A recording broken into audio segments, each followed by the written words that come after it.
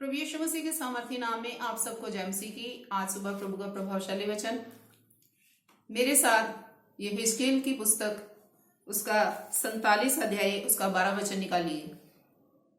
और नदी के दोनों तीरों पर भांति भांति के खाने योग्य फलदायी वृक्ष उपजेंगे, जिनके पत्ते न मुरझाएंगे और उनका फलना भी कभी बंद ना होगा, क्योंकि नदी का जल पवित्र स्थान से निकला है।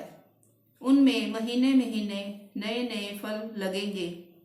उनके फल तो खाने के और पत्ते औषधि के काम आएंगे। हालेलुया। प्रभु के इस वचन में प्रभु का नबी जो हिजकेल है वो परमेश्वर के द्वारा एक दर्शन को देखता है।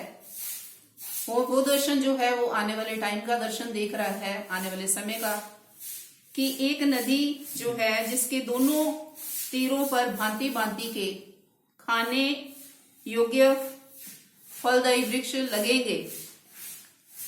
और वो फल जो है उनको लगाया जाएगा, वो लगेंगे उन तीरों पर, उन किनारों पर, और वो ऐसे होंगे जिनके पत्ते ना मुरझाएंगे और ना उनका फल ना कभी बंद होगा।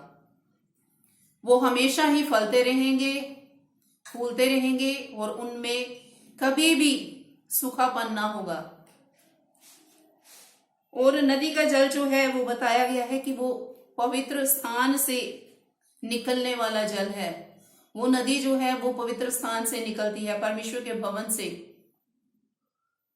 और ऐसे पेड़ जो हैं जो नदी के किनारे लगाए हुए हैं और उस जल से सींचे जाते हैं, जिनके द्वारा वो पेड़ इतने फलदायी हो जाते हैं, उनके पत्ते जो हैं औषधि के काम आते हैं और उन वृक्षों के फल खाने के काम आते हैं।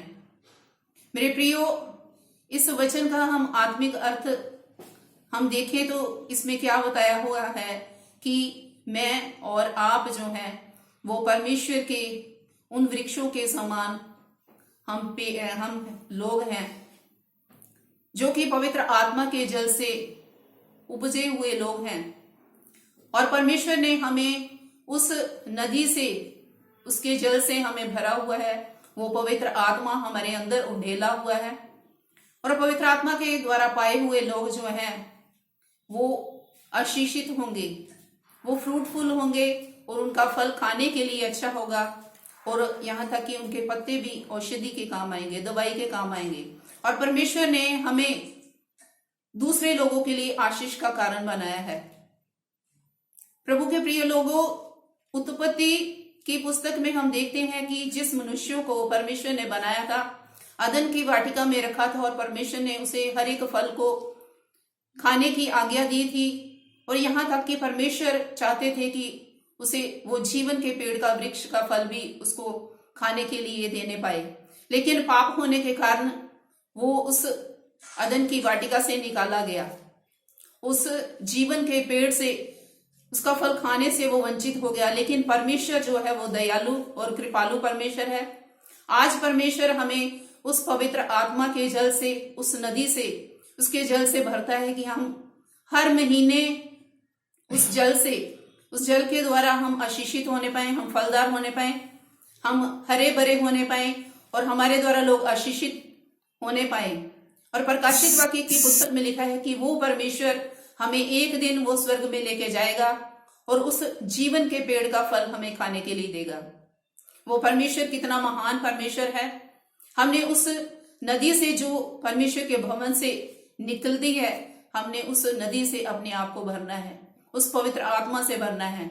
और इसलिए परमेश्वर से प्रार्थना करें कि प्रभु जी मुझे अपनी आत्मा से भरें, उस जल से भर दें, ताकि मेरा जीवन हरा भरा हो जाए, मैं फ्रूटफुल हो जाऊं, मैं दूसरों के लिए आशीष का कारण बनूं और लोग मेरे द्वारा प्रभु चंगे होने पाए, मुझे इस्तेमाल करें। तो परमेश्वर आपको उस जीवन की जल की नदी से भर देगा, ताकि आपका जीवन दूसरों के लिए आशीष में होने पाए। इस वचन से प्रभु आप सबको आशीष और बरकत प्रदान करे। सबको जय मसीह की। आज का दिन शुभ हो।